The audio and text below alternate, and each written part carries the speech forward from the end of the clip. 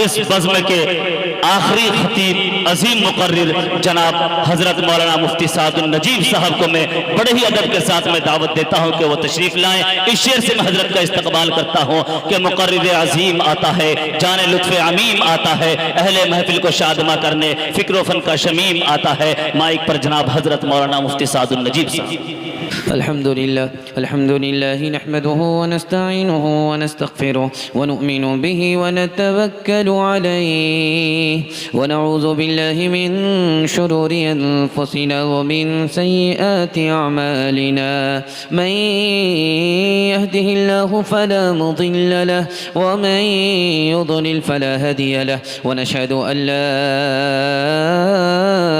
इलाहा इल्लल्लाहु वहदहु ला शरीका लहु व नशहदु अन्न सय्यदना व नबियना व हबीबना व शफीअना व सनदना व इमामना व मौलाना मुहम्मदन अब्दुहु व रसूलुहु सल्लल्लाहु अलैहि व अला आलिहि व सहबिहि व बारक व सल्लम तस्लीमन कसीरन कसीरा। अम्मा बअद फ़अऊज़ु बिल्लाहि मिनश शैतानिर रजीम। बिस्मिल्लाहिर रहमानिर रहीम। व मा यअक़िलुहा इल्लल आलिमून।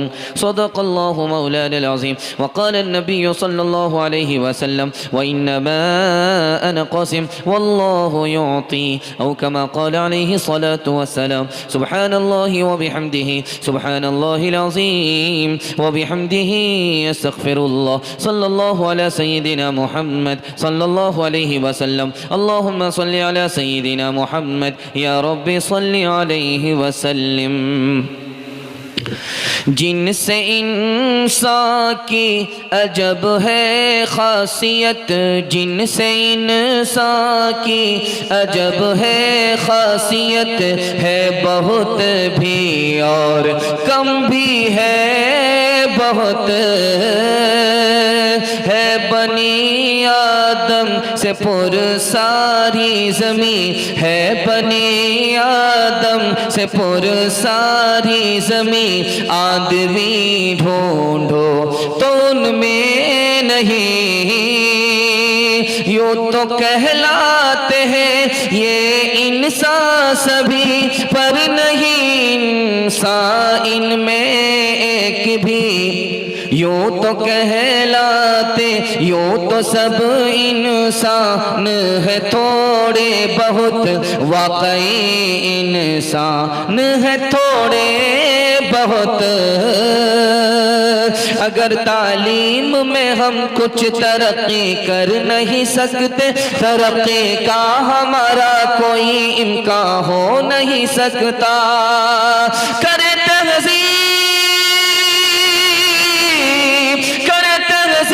से आरास्ता हम अपनी नस्लों को, खलीली से ज़्यादा कोई ऐसा हो नहीं सकता, खलीली से ज़्यादा कोई ऐसा हो नहीं सकता। यहाँ से लेकर के वहाँ तक छोटा मजमा बड़े हौसले के साथ बैठा हुआ है। जलसा थोड़ी देर के लिए रुका हुआ है, मोहब्बत के हवाले ये जलसा चल रहा है। अल्लाह हमारे इस जलसे में बैठने को कबूल फरमाए, हमारे सुनाने को, आपके सुनने को बेहद कबूल फरमाए। आप लोग सुनने के लिए मुकम्मल यहाँ से लेकर के वहाँ तक तैयार हैं, दुआ तक साथ देने के लिए तैयार हैं, और दिलों दिमाग हाजिर रख करके सुनने के लिए तैयार है। दोनों हाथ उठा दीजिए इंशाअल्लाह। अपने बच्चे को तब पढ़ाएंगे जब खा पी करके बचेगा, हाथ उठाइए इंशाअल्लाह। बुढ़ापे में तालीम हासिल करेंगे, हाथ उठाइए इंशाअल्लाह। 4 बच्चों में 1 बच्चे को पढ़ाएंगे, हाथ उठाइए इंशाअल्लाह। बेटा बेटी में सिर्फ बेटा को पढ़ाएंगे, हाथ उठाइए इंशाअल्लाह। देखिए अब समझ में आया कि कहाँ जा रहा है, यहाँ है या कहीं और है। 3 सवाल से मेरा पैगाम शुरू हो रहा है। बिल्कुल आपको बाईपास ले जा रहा हूँ। मजमा थोड़ा हौसला रखता है, ज़्यादा हौसला नहीं रखता, ज़्यादा इम्तिहान लेना मुनासिब नहीं है। बिल्कुल बाईपास ले जा रहा हूँ। सिर्फ 3 सवाल से मेरा पैगाम शुरू हो रहा है। वो कौन सी चीज़ है कि बच्चा के ऊपर फ़र्ज़ है, चाहे बच्चा जितना छोटा हो, बच्ची के ऊपर फ़र्ज़ है चाहे बच्ची जितनी छोटी हो, और माँ बाप उसकी वजह से जन्नत में जाएंगे, जन्नत वाजिब है। वो चीज़ मरने के बाद भी बाकी रहती है। वो कौन सी चीज़ है? सबसे अफजल सदका है, उसका सदका करना सबसे अफजल सदका है। 100 रकात नफिल पढ़ने से भी बढ़कर के है। ये मेरा पहला सवाल है। दूसरा सवाल है, हम खुदा से क्यों मोहब्बत करते हैं, नबी से क्यों मोहब्बत करते हैं? ये तो मालूम है कि खुदा से मोहब्बत करते हैं। खुदा से मोहब्बत के बगैर हमारा ईमान मुकम्मल हो ही नहीं सकता, और नबी से मोहब्बत के बगैर ईमान मुकम्मल हो ही नहीं सकता। लेकिन मोहब्बत करते क्यों हैं? खुदा से मोहब्बत क्यों करते हैं, नबी से मोहब्बत क्यों करते हैं? ये मेरा दूसरा सवाल है। तीसरा और आखिरी सवाल है, कौन मुसलमान है जो मलून है? कौन मुसलमान है जो मुसलमानों की जमात से खारिज है? कौन मुसलमान है जो नाम का मुसलमान है? कौन मुसलमान है जो बर्बाद है? बिल्कुल आखिरी मुताला आपकी खिदमत में आ रहा है। 3 सवाल है, 3 सवाल से मेरा पैगाम शुरू हो रहा है। दुआ कीजिए दिल से, अल्लाह जिस मस्जिद का जलसा हो रहा है उस मस्जिद की ज़रूरत को अल्लाह ख़ज़ाने गैब से पूरे फरमाए। आमीन। इंशाअल्लाह आज़ान आज सुनेंगे, कल नमाज पढ़ेंगे। हाथ उठाइए इंशाअल्लाह। समझ में आ रहा है? जरा ध्यान रखिएगा। आप लोग सोचते हैं कि बीच बीच में इम्तिहान नहीं होगा, इम्तिहान जारी रहेगा। दिल और दिमाग को टटोलने के लिए, ताकि मेरा पैगाम ज़ाया न हो जाए। आप हमारे मेज़बान हैं, मैं आपका मेहमान हूँ। अगर आपने सही से सुना नहीं, मैंने सही से सुनाया नहीं, तो मेज़बानी और मेहमानी का हक अदा नहीं होगा। 3 सवाल थे हमारे। पहला सवाल था, वो कौन सी चीज़ है उसका सदका करना सबसे अफजल? वो कौन सी चीज़ है मरने के बाद भी बाकी रहती है? वो कौन सी चीज़ है चाहे बच्चा जितना छोटा हो, बच्ची जितनी छोटी हो, उस पर वो फ़र्ज है और माँ बाप उसकी वजह से जन्नत में जाएंगे? वो इल्म है। इल्म से बढ़कर कोई चीज़ नहीं है। बच्चा के ऊपर फ़र्ज है उसका हासिल करना, मरने के बाद भी वो चीज़ बाकी रहती है। माँ बाप ने बच्चे को पढ़ा लिखा दिया, जन्नत वाजिब हो गई। अफजल सदका इल्म के सदका से बढ़कर के नहीं है। और 100 रकात कोई नफिल नमाज पढ़े, 1 आयत कुरान सीखे, उसके बराबर ये 100 रकात नफिल पढ़ने वाला नहीं है। दूसरा सवाल था, हम अपने खुदा से क्यों मोहब्बत करते हैं, अपने नबी से क्यों मोहब्बत करते हैं? खुदा हमें खिलाता है इसलिए हम खुदा से मोहब्बत करते हैं। नबी से इसलिए मोहब्बत करते हैं कि खुदा को नबी से मोहब्बत है, इसलिए हम नबी से मोहब्बत करते हैं। आखिरी सवाल था, कौन मुसलमान मलून है जो दूसरे मुसलमान को नुकसान पहुंचाए, जो दूसरे मुसलमान को धोखा दे? ये मलून है। कौन मुसलमान मुसलमानों की जमात से खारिज है, जो छोटे पर रहम ना करे, बड़े की इज्जत ना करे, गुनाह से दूसरे को मना ना करे, नेकी की दूसरे को तरगीब ना करे? ये मुसलमान मुसलमानों की जमात से खारिज है। मुसलमान, कौन सा मुसलमान बर्बाद है जो दूसरे को हकीर समझ करके कहता है ये तो बर्बाद है? वो सबसे ज्यादा बर्बाद है। कौन मुसलमान नाम का मुसलमान है, काम का मुसलमान नहीं है? अपने लिए नफा पसंद करता है, दूसरे मुसलमान को नुकसान पहुंचाता है। अपने लिए नफा पसंद करता है, दूसरे मुसलमान के लिए नफा पसंद नहीं करता। ये मुसलमान नाम का मुसलमान है, काम का मुसलमान नहीं है। दूसरा हाथ पकड़ेगा, हम टांग खींचेंगे। हाथ उठाइए इंशाअल्लाह। हसद नहीं करना है, मोहब्बत करना है। मोहब्बत की तजल्ली से कुदरत दूर होती है, मोहब्बत वजह तस्कीने दिले रंजूर होती है। कली बनती है जन्नत की जमाले हूर होती है, कली बनती है जन्नत की, कली बनती है जन्नत की जमाले हूर होती है। यही वो आग है जो मुस्कुरा कर नूर होती है, यही वो आग है जो मुस्कुरा कर नूर होती है। हासिद के लिए दोज़ख है उसका सीना, जलती है जहां आतिशे बुग़्ज़ वो कीना।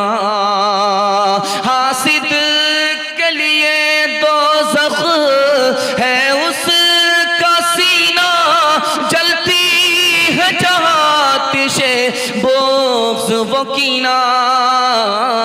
दिल पाक हो हासिद का है मुश्किल इरशाद, हाँ दिल पाक हो हासिद का है मुश्किल इरशाद, कब साफ धुएं में रहा है आईना।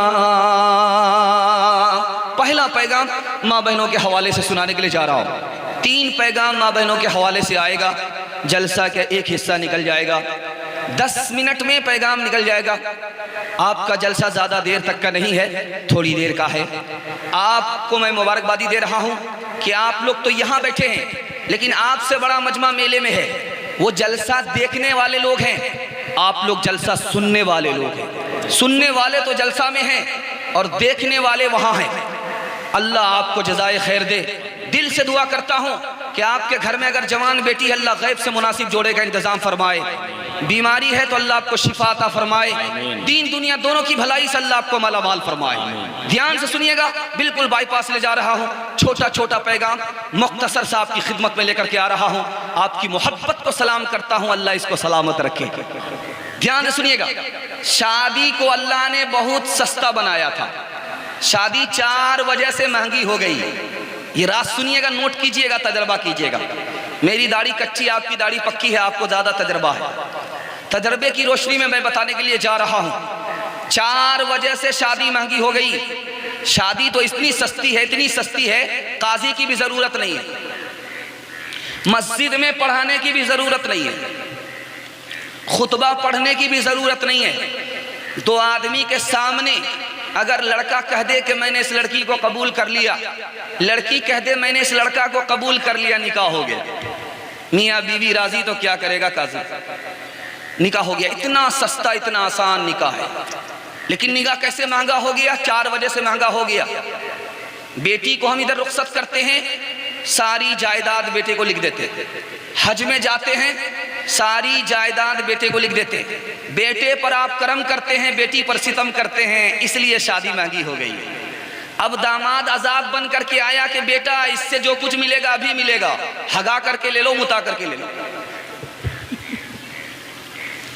आप बेटा पर माला माल है, मेहरबान है, बेटा को माला माल कर रहे हैं, और बेटी पर आप सितम करते हैं। उसी का नतीजा अगर आप मीरास देते बेटी को, जिस तरह आप गिफ्ट करते हैं जमीन जायदाद मकान दुकान बेटे के लिए बनाते हैं, बेटी के लिए बनाते, तो आज शादी सस्ती होती, महंगी नहीं होती। दूसरी वजह बता रहा हूं निकाह महंगा क्यों है, मैं आपको बता रहा हूं। इस्लाम में 2 ही दावत है, अकीका और वलीमा, तीसरी कोई दावत नहीं है। इस्लाम में 2 ही दावत है, एक अकीका एक वलीमा। वलीमा और अकीका के अलावा कोई तीसरी दावत नहीं है। अकीका का मतलब है बेटा पैदा हुआ है, बाप दावत खिला रहा है। वलीमा का मतलब है शौहर अपनी बीवी को रुखसत करके लाया है, इस खुशी में शौहर बेटा वाला दावत खिला रहा है। और लेकिन ये तीसरी दावत का इजाफा हुआ, बेटी वाले के यहाँ बारात जा रही है, बाराती लोग दावत खा रहे हैं। ये हराम भी नहीं है, ये सुन्नत भी नहीं है, ये बीच बीच की दावत है। इस दावत ने शादी को महंगा कर दिया, इसी दावत ने शादी को महंगा किया। तीसरी बात को याद रखिए, शादी तो अल्लाह के रसूल ने बहुत आसान किया था, लेकिन ये शादी इतनी महंगी क्यों हो गई? खून के आंसू एक माँ बाप को रोना पड़ता है। बेटा जवान होता है, माँ बाप खुश होते हैं, लेकिन बेटी जो ही जवान होती है चेहरे से चमक उड़ जाती है, नींद हराम हो जाती है। माँ बाप की कहाँ से इंतजाम होगा, कैसे निकाह होगा? और जब बेटी पैदा होती है तो माँ बाप का मुंह लटक जाते हैं, क्योंकि अब क्या होगा, ये 18 साल में जवान हो जाएगी, कहाँ से इंतजाम करेंगे?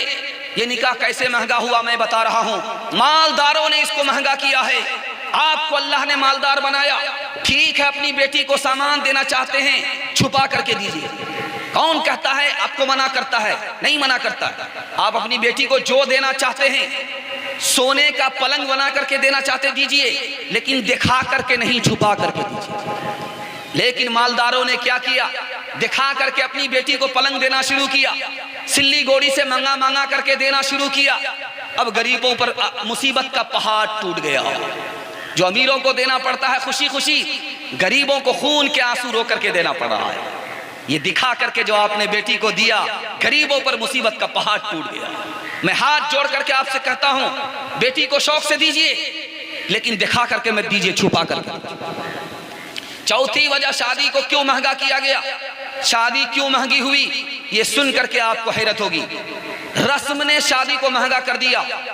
अगर आप आएंगे मोहर पर निकाह करेंगे, शादी बहुत आसान है। अगर आप मुतालबे पर निकाह करेंगे, शादी बहुत महंगी है। मुतालबा 3 तरह का होता है, हमको नकद पैसा भी चाहिए, और हमको सामान भी चाहिए, हमको गाड़ी भी चाहिए, और देने वाले की हैसियत को देखा नहीं। आज यही वजह है कि जलसे में दुआ कराई जाती है, हजरत दुआ कर दीजिए हमारी बेटी की शादी हो जाए। अरे अल्लाह के बंदे, बेटी की शादी में क्या मुसीबत है, क्या मुसीबत है, बहुत बड़ी मुसीबत है। पैसा भी देना पड़ेगा, गाड़ी भी देनी पड़ेगी, और सामान भी देना पड़ेगा। मैं आपसे कहता हूं, आपने जितना लिया नहीं है उससे 10 गुना आपको बढ़ करके देना पड़ेगा। अगर आप फ्री में शादी करेंगे अल्लाह के भरोसे, अल्लाह 100 गुना बढ़ा करके देगा। मैं आपका मेहमान हूं, जलसे में बोल रहा हूं, और अगर ऐसा नहीं है तो मेरी गिरबान को आप पकड़ सकते हैं, मेरे गिरबान को पकड़ सकते हैं। आप तजर्बा करके देख लीजिए, दुनिया वाले क्या देंगे, ये तो मोहताज हैं, और जब अल्लाह देगा तो आपको गनी कर देगा, किसी का मोहताज नहीं रखेगा। इसलिए अपने जवान बेटे को अगर जवानी के मौके से अगर आप याद करते हैं, निकाह के मौके से, तो याद रखिए, इरादा कर लीजिए कि इंशाअल्लाह अल्लाह के भरोसे हम अपने बेटे की शादी कराएंगे। आप ध्यान में रखिए कि मेरे बेटे को नौकरी नहीं है, नियत कर लीजिए उसके बाद नौकरी होगी। आपका बेटा हज नहीं किया, नियत कर लीजिए अल्लाह हज भी करा देगा। आपके बेटे के पास जमीन जायदाद नहीं है, नियत कर लिए जमीन जायदाद का भी मालिक होगा। जो दुनिया से मांगता है वो कंगाल होता है, जो खुदा से मांगता है वो माला माल होता है। इंशाअल्लाह आज के बाद शादी धूमधाम से होगी, हाथ उठा दीजिए। ओ दुनिया वालों छोड़ दो आदत जहेज की, अच्छी नहीं ये रीत रिवायत जहेज की। ओ दुनिया वालों छोड़ दो आदत जहेज की, अच्छी नहीं ये रीत रिवायत जहेज की। ओ दुनिया वालों छोड़ दो आदत जहेज की, अच्छी नहीं ये रीत रिवायत जहेज की। सबसे बड़ा जहेज है ऐ दोस्त तो दुल्हन, इससे फिर इसके बाद कुछ नहीं कीमत जहेज की। ध्यान से सुनिएगा, आपके घर का झगड़ा खत्म हो जाएगा। आपके घर में एक झगड़ा नहीं है, 4-4 झगड़े हैं। मैं आज उसका इलाज बता रहा हूं, तजर्बा करके देखिएगा, आपके घर का झगड़ा खत्म हो जाएगा। जलसा आपका बड़ी जल्दी निकल रहा है, आप लोग ध्यान रखिए, आपको जाने का माहौल नहीं बनाना है। थोड़ी देर अपना हौसला दिखाइए, जलसा आपका निकल जाएगा। हाथी पास हो चुका है, सिर्फ दुम फंसी हुई है। दुआ से पहले आप रुके हुए हैं, जलसा आपका खत्म हो रहा है। आपके घर में एक झगड़ा नहीं है, 4-4 झगड़े हैं। वो झगड़े कैसे खत्म होंगे मैं बता रहा हूं। सास का अलग झगड़ा है, शौहर का अलग झगड़ा है, बीवी का अलग झगड़ा है, ननद का अलग झगड़ा है। सास का झगड़ा यह है कि मैं बेटे की माँ हूं, मैं घर की मालिक हूं, ये मेरे बच्चे को बाहर क्यों ले जाएगी, ये मेरे बच्चे के दिल पर काबिज हो जाएगी, ये मेरे घर की दौलत को अपने मैके पहुंचा रही है। ये तो सास का झगड़ा है। शौहर का झगड़ा है, जैसा मैं हूं वैसी मेरी बीवी नहीं है, जब तक वैसी नहीं बनेगी मैं इसका पीछा नहीं छोड़ूंगा, इसको मारूंगा, पीटूंगा, इसको सीधा करूंगा। ये शौहर का झगड़ा है। और ननद का झगड़ा है कि मैं कुछ भी खाऊं, कुछ भी पीऊं, किसी से बात करूं, कहीं जाऊं, कहीं से आऊं, ये भौजाई मुझको टोकने वाली, रोकने वाली कौन होती है। ये ननद का झगड़ा है। और बहू का झगड़ा है, बीवी का झगड़ा है कि मैं रानी बन करके आए हूं, नौकरानी बन करके नहीं आई हूं। ये बहू का झगड़ा है। चारों झगड़े कैसे खत्म होंगे मैं राज बता रहा हूं, इलाज बता रहा हूं। इंशाअल्लाह आप लोग सुनने के लिए तैयार हैं? दोनों हाथ उठा दीजिए। सर पर बीवी को बिठाएंगे, हाथ उठाइए इंशाअल्लाह। ध्यान से सुनिएगा, तेजी के साथ जलसा निकल रहा है। थोड़ा ही जलसा है, थोड़ा हौसला है। आप सुन रहे हैं, अल्लाह करे कबूल करे। बाप ने बेटी से कहा है, बेटी ससुराल जा रही हो, गुस्सा मत दिखाना वरना तुमको तलाक पड़ जाएगी। अगर बेटी ससुराल में जाकर के गुस्सा दिखाएगी तो झगड़ा ही होगा, झगड़ा खत्म नहीं होगा। बाप ने बेटी से कहा है कि बेटी अपने शौहर को मत डांटना, अपनी सास को मत डांटना, अपनी ननद को मत डांटना वरना तीनों से तुम्हारी दुश्मनी हो जाएगी। अगर बहू पहुंची है ससुराल में, सास को भी डांट रही है, शौहर को भी डांट रही है, ननद को भी डांट रही है, तो झगड़े की बुनियाद डांटना है। तीसरी बात आपके सामने रखने के लिए जा रहा हूं। शौहर ने अपनी बीवी से कहा, मैं तुमको अपने मैके से लेकर के आया हूं, ससुराल लेकर के आया हूं, तुम मेरी बीवी हो, मुझसे अगर गलती हो जाए तो माफ कर देना, दिल में मत रखना, झगड़ा खत्म हो जाएगा। और अगर मैं गुस्से में रहूं तो तुम मुंह दराजी मत करना, खामोश रहना, झगड़ा खत्म हो जाएगा। मेरे घर में जो कुछ मिले खाने के लिए खा लेना, शुक्र करना, ना मिले सब्र करना, शिकायत मत करना वरना तुमसे मेरा झगड़ा हो जाएगा, झगड़े में रिश्ता खत्म हो जाएगा। ध्यान से सुनिएगा, मैं आपको सुनाने के लिए जा रहा हूं। शौहर का झगड़ा कैसे खत्म होगा? शौहर औरत को अपने हाल पर छोड़ दे, अल्लाह पर भरोसा करे, इसको मैं अपनी तरह बना नहीं सकता, अगर अपनी तरह बनाऊंगा रिश्ता टूट जाएगा, उसी दिन झगड़ा खत्म हो जाएगा। बीवी अपनी सास को मां समझे, सास ना समझे, उसी दिन बहू का झगड़ा खत्म हो जाएगा। सास अपनी बहू को बेटी समझे, बहू ना समझे, सास का झगड़ा खत्म हो जाएगा।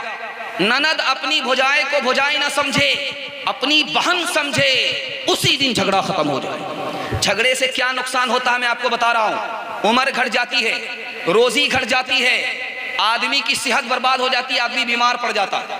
झगड़ा जिस दिन खत्म हुआ उसी दिन टूटा फूटा घर जन्नत बन जाता है। सेहत भी बढ़ जाती है, रोजी भी बढ़ जाती है, उम्र भी बढ़ जाती है। मैं मिसाल दे रहा हूं, इसमें भारी मजमा है, बहुत सारे लोग ट्रेन से सफर करते हैं। ये बारसोई रेलवे स्टेशन है, यहाँ पर लोकल ट्रेन है जो कटिहार पहुंचती है, बहुत देर से पहुंचती है। और यहाँ पर सुपर ट्रेन है जो 1 घंटे में 1.5 घंटे में कटिहार पहुंच जाती है, क्योंकि वो ज्यादा रुकती नहीं है। बारसोई से खुलती है, कटिहार में रुकती है। और जो लोकल ट्रेन है कदम कदम पर रुकती है, वो देर से पहुंचती है। अगर घर में झगड़ा होगा तो आदमी की मिसाल लोकल ट्रेन की तरह है, वक्त से पहले बूढ़ा हो जाएगा, वक्त पर मंजिल नहीं मिलेगी, मंजिल से दूर रहेगा, सेहत भी चली जाएगी, रोजी से बरकत भी चली जाएगी। हाथ जोड़ करके आपसे कहता हूं, आप अपने घर के झगड़ा को खत्म करके दिखाइए, 1 साल में अल्लाह आपको 10 साल के बराबर तरक्की अता फरमाएगा।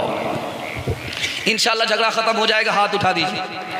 अपने से झगड़ा करेंगे, दूसरे से सुलह करेंगे, हाथ उठाइए। इंशाअल्लाह अपने से झगड़ा करेंगे, दूसरे से सुलह करेंगे। देखिए, अपने से भी सुलह करेंगे, दूसरे से भी सुलह करेंगे। घर से झगड़ा खत्म होगा तो बाहर का झगड़ा भी खत्म हो जाएगा, और घर से अगर झगड़ा शुरू हुआ बाहर तक झगड़ा बाकी रहेगा। एक मिसाल पर पैगाम खत्म कर रहा हूं, जरा ध्यान से सुनिएगा, बिल्कुल इसी पर खत्म हो रहा। पहली रात है, आज दुल्हन आई है ससुराल, शौहर को प्राइवेट में बिठा करके कहती है, देखो भाई से मेल मोहब्बत रखना, झगड़ा मत करना। का तुमको हमसे मतलब है कि हमारे भाई से मतलब है? तुमको हमसे मतलब है कि हमारे गार्जियन से, अपने खानदान से मतलब है? हमसे मतलब रखो, हमारे भाई से मतलब मत रखो। तो बीवी ज्यादा दीनदार थी, उसने समझाया, तुम अपने भाई से जब मेल मोहब्बत रखोगे तो हमारी औलाद भी आपस में मेल मोहब्बत रखेगी। अगर तुम आपस में झगड़ा करोगे तो हमारी औलाद भी आपस में झगड़ा करेगी, मेल मोहब्बत से नहीं रहेगी। करो मेहरबानी तुम अहले समीप पर, खुदा मेहरबान होगा अर्शे बरी पर। करो मेहरबानी तुम अहले समीप पर, खुदा मेहरबान होगा अर्शे बरी पर। खुदा रहम करता नहीं उस बशर पर, न हो दर्द की चोट जिसके जिगर पर। ये किसने मोहब्बत से डाली निगाहें के आलम में फिर से बहार आ रही है। ये किसने मोहब्बत मोहब्बत से डाली निगाहें के आलम में फिर से बहार आ रही है, के आलम में फिर से बहार आ रही है। जो दिन आ रहा है भला आ रहा है, जो रात आ रही है खुशी ला रही है। इतनी मोहब्बत से आप लोगों ने सुना कि इतनी जल्दी पैगाम निकल गया। तीसरा पैगाम आ रहा है, बहुत मोहब्बत से सुनेंगे, सो करके सुनेंगे। हाथ उठा दीजिए इंशाअल्लाह। फिर बहुत लोग डिस ब्रेक मारे हैं, समझ में आ गया कि सो करके सुनने के लिए कहा है। सो करके हाथ नहीं उठाना है, जाग करके सुनना है। तीसरा पैगाम आ रहा तेजी के साथ, माँ बहनों के हवाले से सुना रहा हूँ, इसको दिल से सुनिएगा, ध्यान से सुनिएगा। इंशाअल्लाह माँ बाप को शादी से पहले कमा करके देंगे, हाथ उठाइए। खैर यहाँ भी, और शादी के बाद ससुराल वाले को दें। जरा ध्यान रखिएगा, शादी से पहले शादी के बाद माँ बाप को कमा करके देना। ध्यान से सुनिएगा, माँ बाप के हवाले से सुनाने के लिए जा रहा हूँ। माँ बाप की खिदमत कीजिए, आपको क्या मिलेगी? 5 चीजें मिलेगी। मैं आपको बता रहा हूँ जलसे में, और उसके बाद आप देखिएगा अल्लाह ताला कैसे आपके लिए दरवाजा खोलता है। ध्यान से सुनिएगा इसको, अल्लाह ताला कैसे आपके लिए दरवाजा खोलेगा। माँ बाप पर आप मेहरबान होंगे, अल्लाह 5 चीजें आपको अता करेगा। 1 नहीं, 2 नहीं, 3 नहीं, 4 नहीं, 5 चीजें अल्लाह आपको अता करेगा। और उसके बाद आपको किसी चीज की जरूरत ही नहीं है। वो 5 चीजें अगर आपको मिल गई तो उसके बाद किसी चीज की आपको जरूरत ही नहीं है। अल्लाह ताला इतना बड़ा मेहरबान होगा। मिसाल दे रहा हूं, ध्यान से सुनिएगा। माँ बाप की खिदमत पर क्या मिलता है, 3 मिसाल लेकर के आ रहा हूं, इसको बहुत ध्यान से सुनिएगा। एक आदमी ने ख्वाब देखा कि मेरी दाढ़ी में मोती लटका हुआ है, मेरी दाढ़ी में मोती लटका हुआ है। दाढ़ी में मोती है, मोती कितना कीमती अंदाजा कीजिएगा, सोना चांदी से भी ज्यादा कीमती है। मोती लटका हुआ है, ख्वाब देखा। किसी आलिम से पूछा कि हुजूर मैंने ख्वाब देखा कि रात में मोती लटकी हुई है। क्या तुम माँ बाप की खिदमत करते हो, उसी का सिला मिला है कि अल्लाह ताला ने दाढ़ी को मोती से जड़ दिया है। दूसरी मिसाल जरा ध्यान से सुनिएगा। आप दिल्ली जाते हैं, दिल्ली में निजामुद्दीन को आपने देखा है। निजामुद्दीन में ख्वाजा निजामुद्दीन रहमतुल्लाह अलैह जिंदा थे। बारिश नहीं हो रही थी, लोग परेशान थे कि हुजूर बारिश नहीं हो रही। कहा 1 मिनट में बारिश हो जाएगी, घबराने की जरूरत नहीं है। मिंबर पर खड़े हुए कपड़ा निकाला, कपड़े को हाथ में लिया, दुआ किया। बादल नहीं था, जैसे ही हाथ उठाया बादल आ गया। हाथ जैसे ही गिराया बारिश हो गई। लोगों ने कहा हुजूर ये कमाल दुआ का है या कपड़े का है? कहा एक कपड़े का कमाल है। कहा कि कपड़े का कमाल कैसे है? कहा वो मेरी माँ का दुपट्टा था, मैंने उसका वास्ता देकर के दुआ किया। मेरी माँ को किसी ने नहीं देखा, किसी गैर मर्द ने नहीं देखा, और मेरी माँ ने किसी गैर मर्द को नहीं देखा, गैर मर्द ने मेरी माँ को नहीं देखा। मैंने उस माँ का वास्ता दिया अल्लाह को, मेरे परवरदिगार बारिश दे दे। मैंने हाथ उठाया, बादल आया, मैंने हाथ गिराया, बारिश हो गई। तीसरी मिसाल आपके सामने लेकर के आ रहा हूं। बेटा है, पीठ पर बिठा करके अपनी माँ को हज करा रहा है। 1 हज नहीं 7 हज कराया। ख्याल हुआ कि मैंने माँ का हक अदा कर दिया। आलिम को गया पूछने के लिए, हुजूर बताइए मैंने अपनी माँ को पीठ पर बिठा करके 7 बार हज कराया है, माँ का हक अदा हुआ कि नहीं हुआ? करे बेवकूफ, तुम्हें क्या मालूम, तुम जब छोटा थे, सर्दी की रात थी, ठंडी का जमाना था, तुम्हारी माँ तुमको अपने साथ लेकर के सो रही थी, तुमने पखाना भी किया, तुमने पेशाब भी किया। तुम्हारी माँ गरीब थी, रात में उठ करके बिस्तर को धोया, दूसरा बिस्तर नहीं था, कच्चे में तुम्हारी माँ सो गई, तुमको अपने पेट पर सुलाया। अभी तो उस 1 रात का हक अदा नहीं हुआ, तुम जिंदगी भर का हक कैसे अदा कर सकते हो? 3 मिसाल दे रहा हूं, ध्यान से सुनिएगा। रात में इंतकाल कर गया, सुबह को लाश में चूटी पड़ रही है। लोगों ने कहा अजीब बात है भाई, लाश में चूटी पड़ रही है। तो पूछा गया कि मामला क्या है? कहा इसने अपनी माँ को बेयारो मददगार छोड़ दिया था, इसकी माँ बीमार होकर के अकेली मर गई, उसी की सजा अल्लाह ने मौत से पहले दिखाई। रात में इंतकाल किया और चूटी उसे खोद करके उसकी लाश को खाना शुरू कर दिया, उसके टुकड़े टुकड़े कर डाला। माँ का नाफरमान को मौत से पहले ही अल्लाह सजा का मुंह दिखाता। दूसरी मिसाल आपके सामने लेकर के आ रहा हूं। एक आदमी मर रहा, आंख बाहर हो रही है और चिल्ला रहा है, चेहरा नीला पड़ रहा है। बाप से पूछा गया कि मामला क्या है? कहा ये अपनी बीवी को खुश करने के लिए माँ को मारा करता था, ये उसी की सजा है। आज मर रहा है तो इतनी सख्ती के साथ मर रहा है कि आंख बाहर निकल गई है, चिल्ला रहा है, चेहरा नीला पड़ गया है।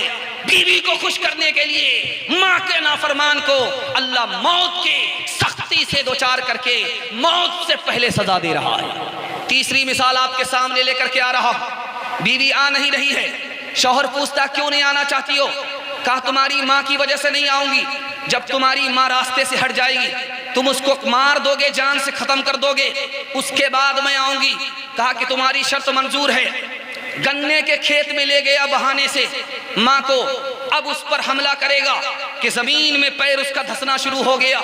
धंसते धंसते यहाँ तक के सारी बस्ती के लोग जमा हो गए, उसको निकालने की कोशिश किया, नहीं निकाल पाए।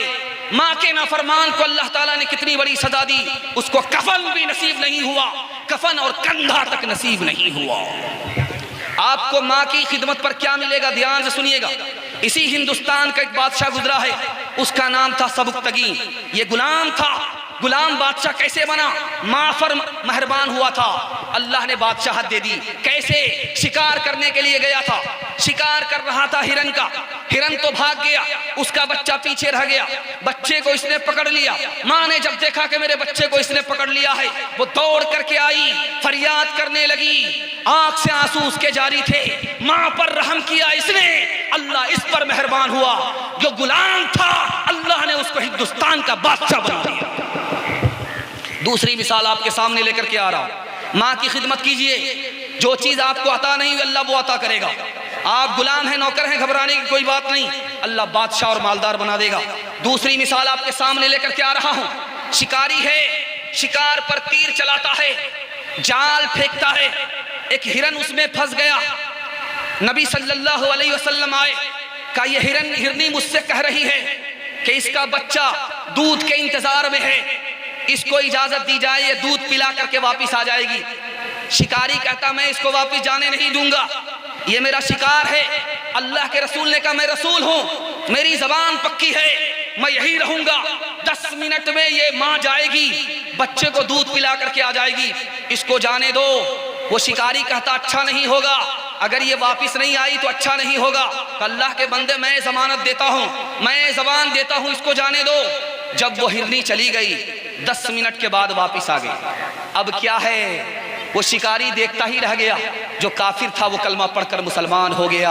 आप माँ पर मेहरबान होने वाले को, वो भी जानवर की माँ पर मेहरबान होने वाले को, जो काफिर था, दुश्मन था, अल्लाह ने इस्लाम की दौलत से माला माल कर दिया। माँ पर मेहरबान होने वाले को अल्लाह मुसलमान बना देता है, माँ पर मेहरबान होने वाले को अल्लाह बादशाह बना देता है। रसूलुल्लाह ने फरमाया तुम माँ पर मेहरबान हो जाओ तुम्हारी रोजी बढ़ जाएगी, तुम माँ पर मेहरबान हो जाओ तुम्हारी सेहत बढ़ जाएगी, तुम माँ पर मेहरबान हो जाओ तुम्हारी उम्र बढ़ जाएगी। इंशाअल्लाह माँ बाप की खिदमत करेंगे, हाथ उठाइए। माँ बाप को खर्चा बीवी से पूछ करके देंगे, हाथ उठाइए इंशाअल्लाह।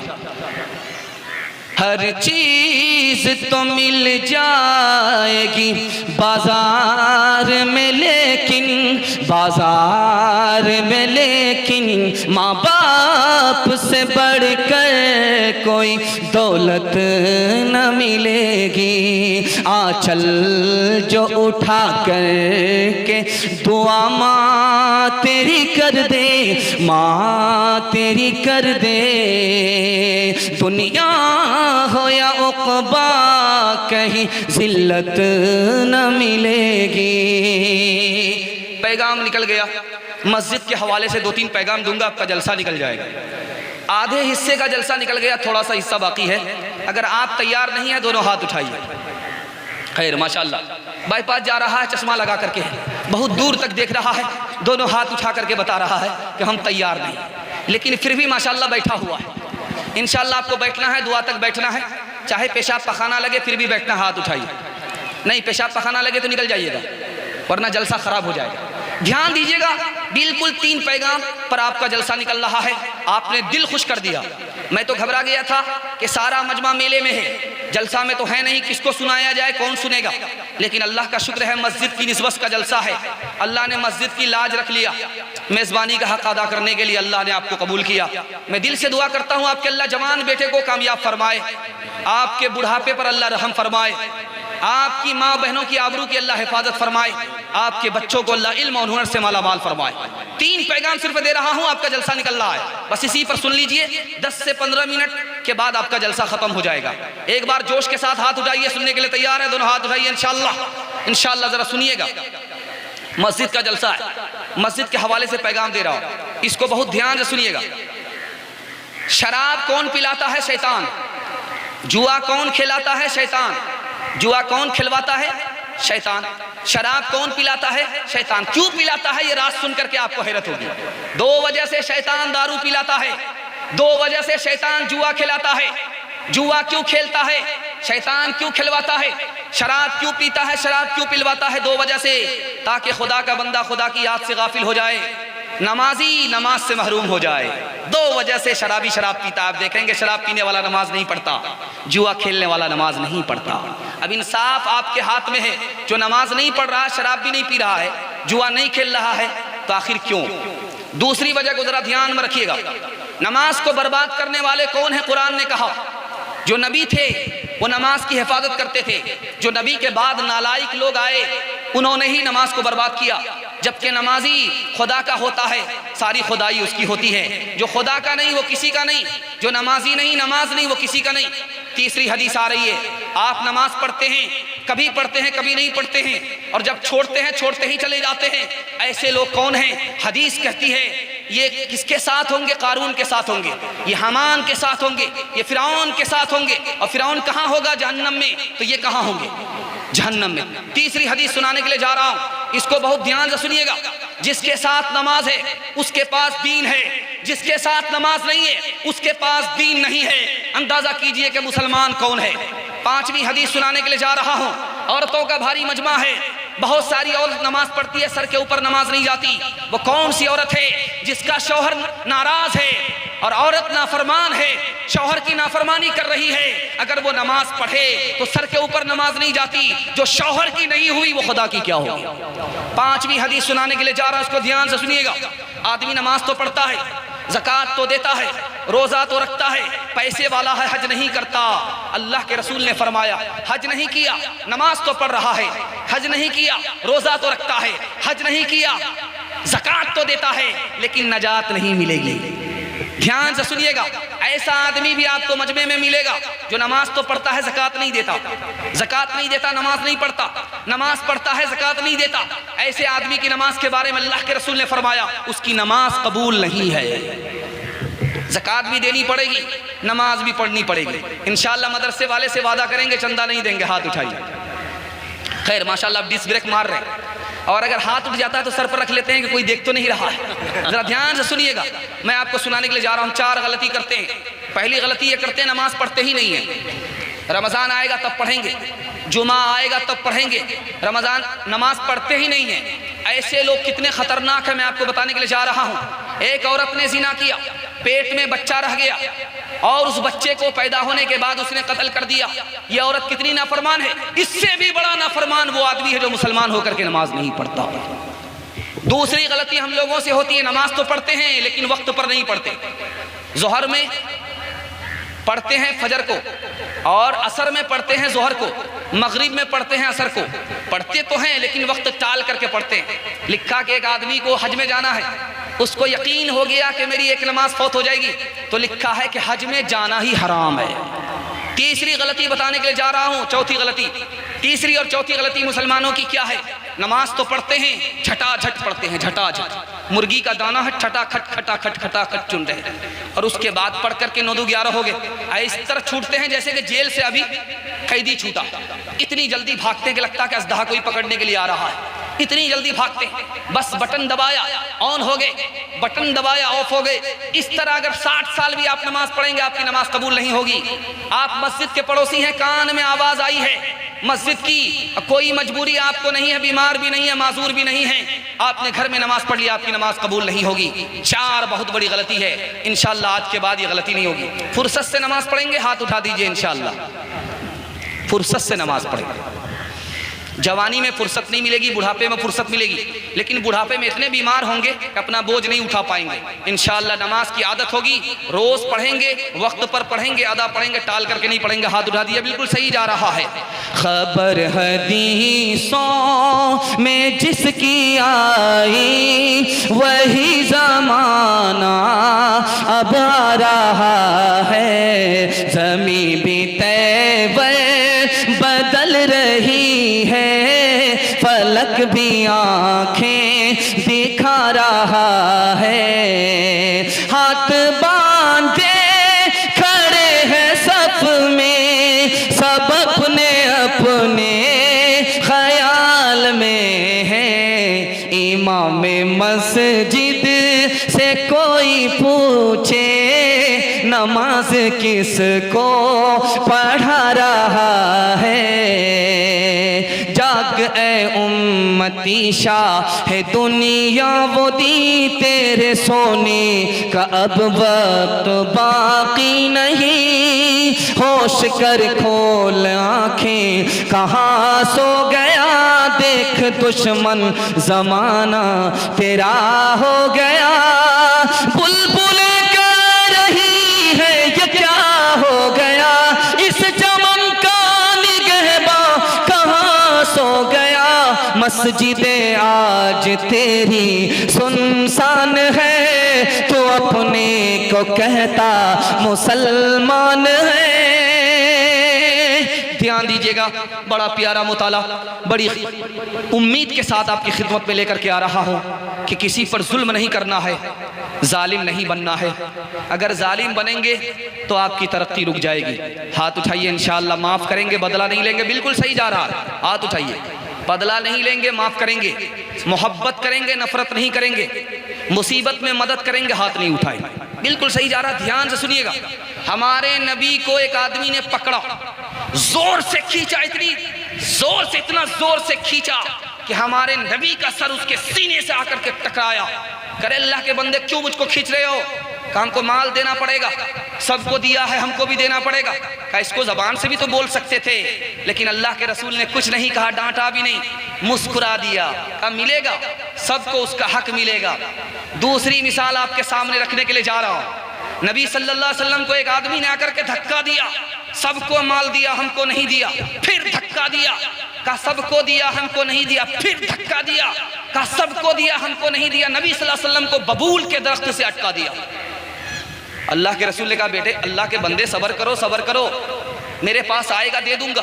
जो आया सबको खत्म कर दिया, सबको बांट दिया, जिसको जो सामने थे उसको मिल गया, जो बाद में आया उसको नहीं मिला।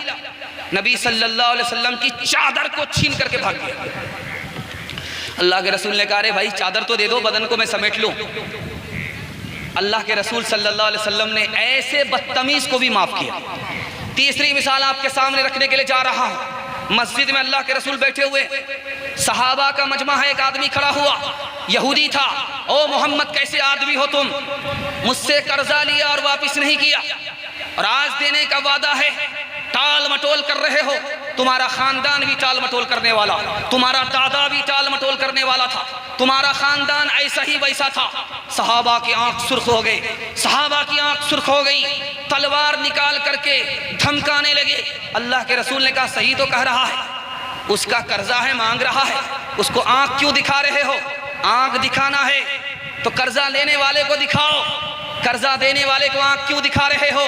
तुम अगर आंख दिखाओगे कर्जा देने वाले को, अगर तुम डराओगे कर्जा देने वाले को, तो जुल्म होगा, तुम जालिम बनोगे, वो मजलूम होगा। अल्लाह ने नबी को जुल्म करने से मना किया है। एक आदमी ने जबरदस्ती किसी गरीब का घर ले लिया, जबरदस्ती किसी जमीन पर काबिज हो गया। हाकिम को पता चला कि मालदार था, लाठी वाला था, किसी गरीब को, अपने गरीब भाई को डरा धमका करके उसकी जमीन पर काबिज हो गया। समझ में आ गया कि ये बादशाह है, इससे जमीन वापस लेना आसान नहीं है, लेकिन एक रास्ता है जिससे जमीन लेना वापस करना आसान है। बोरा लेकर के रास्ते पर बैठ गया। जब बादशाह गुजरने लगा तो कहा ओ बादशाह सलामत रुक जाओ, मैं हाकिम हूं, ये मेरा बोरा है, बोझ है, इसको सर पर उठा करके मेरे रख दो, मैं घर चला जाऊंगा। बादशाह ने सोचा कि हल्का फुल्का सामान होगा, उसमें उसने मिट्टी भर करके रखा था। जब बादशाह उठाने लगा तो नहीं उठ सका। ओ बादशाह, दूसरे की जमीन जबरदस्ती कब्जा करके बैठ गया है और एक बोरा मिट्टी तू उठा नहीं सकता, कयामत में उसकी जमीन तू कैसे वापस करेगा? बादशाह के पैर से जमीन निकल गई, खौफे खुदा में उसने ली की जमीन वापस कर दिया। याद रखिए, यहां तो आपकी लाठी में ताकत है, आपको एमएलए से ताल्लुक है, एमपी से ताल्लुक है, यहां तो काम चल जाएगा, लेकिन अल्लाह की अदालत में गाड़ी नहीं चलेगी, हिसाब किताब बराबर सराबर होगा। इसलिए यहां के लिए नहीं, वहां के लिए इंसाफ करना है, जुल्म नहीं करना। एक मिसाल देता हूं, पैगाम खत्म कर रहा हूं, ध्यान से सुनिएगा। इतना बड़ा मजमा है, मैं आपसे पूछूं कि आप बेवकूफ हैं क्या अक्लमंद हैं, तो हर आदमी बोलेगा मैं अक्लमंद हूं, बेवकूफ नहीं हूं। बादशाह ने ऐलान किया कि जो सबसे बड़ा बेवकूफ है उसको तलाश करके लाओ। दरबारी गए, छूट गए, तलाश करने लगे, एक आदमी को पकड़ करके लाया। बादशाह ने पूछा कि ये कौन है? कहा ये बहुत बड़ा बेवकूफ है। कहा कैसे? ये जिस ठाल पर बैठा हुआ था उसी को काट रहा था, जिस ठाल पर बैठा हुआ था उसी को काट रहा था, इससे मैंने अंदाजा किया ये बहुत बड़ा बेवकूफ है, इसको पकड़ करके लाए। बादशाह ने कहा इससे बड़ा बेवकूफ कौन है मैं बताता हूं। अब लोगों के कान खड़े हुए, किससे बड़ा बेवकूफ कौन होता? कहा इससे बड़ा बेवकूफ वो बादशाह है जो मुल्क पर जुल्म करता है, मुल्क के लोगों पर जुल्म करता है, लोग तो उसके जुल्म की वजह से बर्बाद होंगे, ये बादशाह जुल्म की सजा में बर्बाद होगा। जो ठाल पर बैठे उसको काटे, उससे भी बड़ा बेवकूफ वो बादशाह है जो कुर्सी पर बैठ करके हुकूमत करता है, लोगों पर जुल्म ढा रहा है, लोगों के साथ इंसाफ नहीं कर रहा है। इससे आप अंदाजा कीजिए कि हमारे साथ क्या होने वाला है और हमारे साथ क्या होने जा रहा है। हाथ जोड़ करके आपसे कहता हूं, आपका बेटा गरीब रहे उस पर जुल्म मत कीजिए, आपकी बेटी गरीब रहे उस पर जुल्म मत कीजिए, आपका पड़ोसी गरीब है उस पर जुल्म मत कीजिए। आपने देखा होगा बाजार में लोहार भाती चलाता है, लोहा कूटता है, आप देखेंगे वो भाती चलती है, लोहा अंदर जाता है, गल जाता है। भाती क्या है? मरा हुआ चमड़ा है, मरे हुए चमड़े की भाप से लोहा गल जाता है। जब मजलूम की आह निकल जाती है तो ताकतवर फना के घाट उतर जाता है। इंशाअल्लाह आज के बाद किसी पर जुल्म नहीं ढाएंगे, हाथ उठा दीजिए इंशाअल्लाह। मिलती है जालिमों को ज़माने में कब पना, ज़माने में कब पना होती है जालिम पे हर फलाह की होती है बंदरा, होती है बंदरा। कुरान पढ़ के देख लो, आयात है गवाह, आयात है गवाह। बर्बाद मुल्क हो गए, कौमें हुई तबाह, कौमें हुई तबाह। फिरौन गर्क हो गया दरियाए नील में, फिरौन गर्क हो गया दरियाए नील में। शाही खजाना खो गया दरियाए नील में, दरियाए नील में। जो पूरे जलसे का खुलासा है, आखिरी पैगाम 3 मिनट का देने के लिए जा रहा हूं। जलसा आपका मुकम्मल हो रहा है, सुनने के लिए मुकम्मल तैयार है? दोनों हाथ उठाइए इंशाल्लाह। बुढ़ापे में तौबा करेंगे, हाथ उठाइए इंशाल्लाह। खैर माशाल्लाह डिस्क ब्रेक मारे हैं, और जितने वोटर लिस्ट में नाम जिनका नहीं आया वही लोग हाथ उठाए। खैर जाने दीजिए, आखिरी पैगाम 3 मिनट का आ रहा है, इस पर जलसा मुकम्मल हो रहा है। ये जो दिल है ये कैसे वीरान होता है, ये दिल है ये कैसे मरता है, ये दिल है इसमें कैसे जंग लगता है, मैं आपको बताने के लिए जा रहा हूँ। अल्लाह के रसूल ने फरमाया, जैसे घर वीरान होता है उसी तरह ये दिल वीरान होता है। जैसे लोहे में जंग लगता है उसी तरह इस दिल के अंदर जंग लगता है। जैसे आदमी मरता है उसी तरह उसका दिल मरता है। मरता कौन सा दिल है और उजाड़ कौन सा दिल होता है, वीरान कौन सा दिल होता है, कौन से दिल के अंदर जंग लगता है, मैं आपको बताने के लिए जा रहा हूं। इसको बहुत ध्यान से सुनिएगा। अल्लाह के रसूल ने फरमाया, ये दिल वीरान होता है कब? जब उस दिल के अंदर कुरान नहीं होता। कुरान अगर किसी दिल के अंदर नहीं है वो वीरान है, वो कब्रिस्तान है, वो सुनसान है, वो गुलसिता नहीं है, वो शमशान है, कब्रिस्तान है, वो उजाड़ है, वीरान है, गुलसिता रही है। दूसरी बात, जैसे पानी अगर लोहे को लग जाए उसमें जंग लगता है, उसी तरह इस दिल के अंदर जंग लगता है। ये जंग कैसे खत्म होता? अल्लाह के रसूल ने फरमाया, मौत को याद कीजिए, दिल का जंग खत्म हो जाएगा। खुदा को याद कीजिए, दिल का जंग खत्म हो जाएगा। अल्लाह के रसूल ने फरमाया, ये जंग क्यों लगता है? गुनाह की वजह से लगता है। अल्लाह के रसूल ने फरमाया, जंग कैसे खत्म होगा? तौबा कर लीजिए, अल्लाह दिल को जिंदा फरमा देगा। आदमी तौबा करना नहीं चाहता, क्यों? अल्लाह तो बड़ा माफ करने वाला है। गुनाह पर गुनाह कर रहा है, गुनाह छोड़ नहीं रहा। क्या कहता है? खुदा माफ करने वाला है, खुदा पकड़ने वाला भी है। मौका देता है, आज तौबा कर लो, मौका देता है कल तौबा कर लो, मौका देता है अगले महीने में तौबा कर लो। जब बार बार मौका देता है थक जाता है अल्लाह, ये तौबा नहीं करता तो पकड़ लेता है बाद में मौका देगा। आदमी क्या समझता है कि खुदा से मेरा गुमान अच्छा है, मेरे साथ अच्छा मामला करेगा। अमल है नहीं, ये धोखा है, गुरूर है। अमल ठीक नहीं है, खुदा कैसे अच्छा मामला करेगा?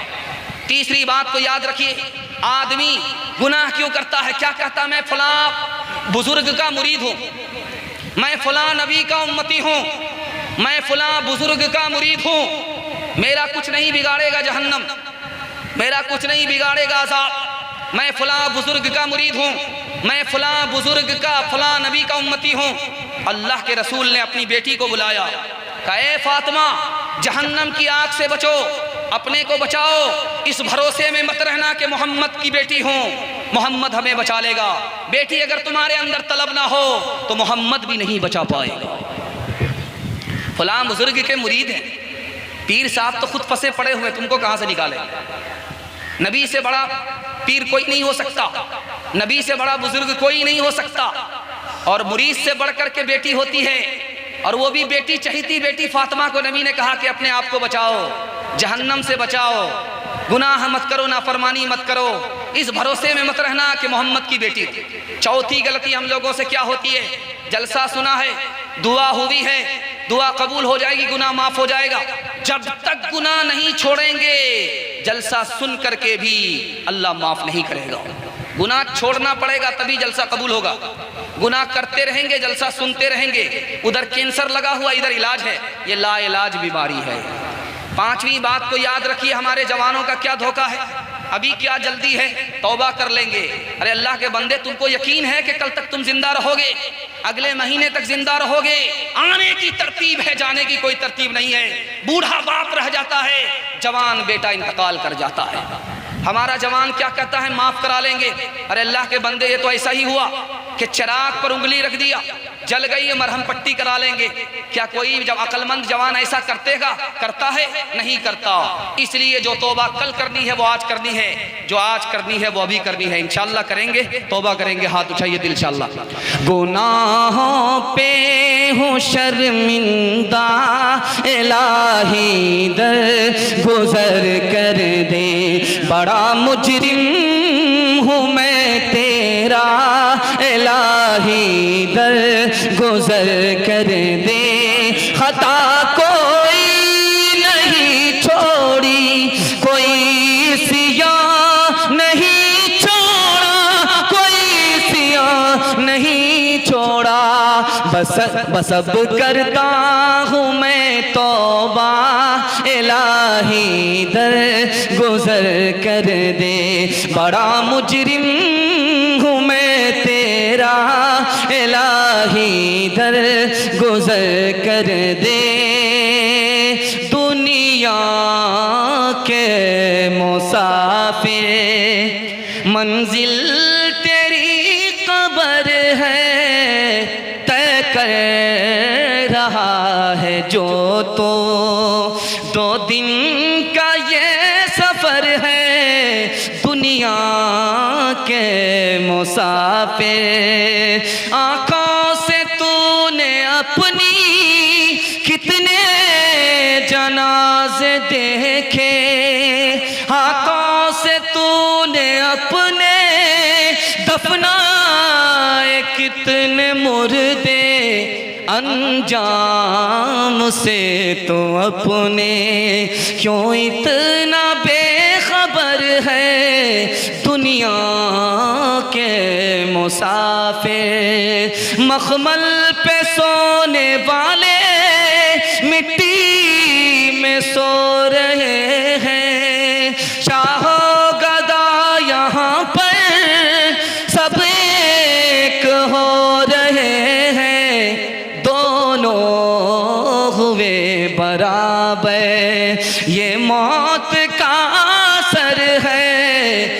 दुनिया के मुसाफिर। जलसा आपका ख़त्म हो गया, अल्लाह आपको जज़ाए खैर दे। आप आखिर तक बैठे रहे, आप लोग सुनने वाले थे, देखने वाले आए, देख करके चले गए। अल्लाह आपकी दुनिया भी बनाए, आपका दीन भी बनाए। कबूलियत की घड़ी है, आमीन बोली। अल्लाह आपके मकसद को पूरा करे, मुश्किल को आसान करे, हर आफत बला से अल्लाह आपकी बीवी की, बाल बच्चे की, माँ बाप की मुकम्मल हिफाजत फरमाए। 3 काम कीजिए, 3 काम छोड़ दीजिए, उम्र भर के लिए आपका जलसा कामयाब हो जाएगा। हाथ उठाइए, अल्लाह की इबादत करेंगे, रसूलुल्लाह की इताअत करेंगे, मखलूक की खिदमत करेंगे। 3 वजह से आपके घर में मुसीबत आती है, छोड़ दीजिए, मुसीबत नहीं आएगी। गुनाह की वजह से मुसीबत आती है, हराम कमाने की वजह से मुसीबत आती है, गलत माहौल की वजह से मुसीबत आती है।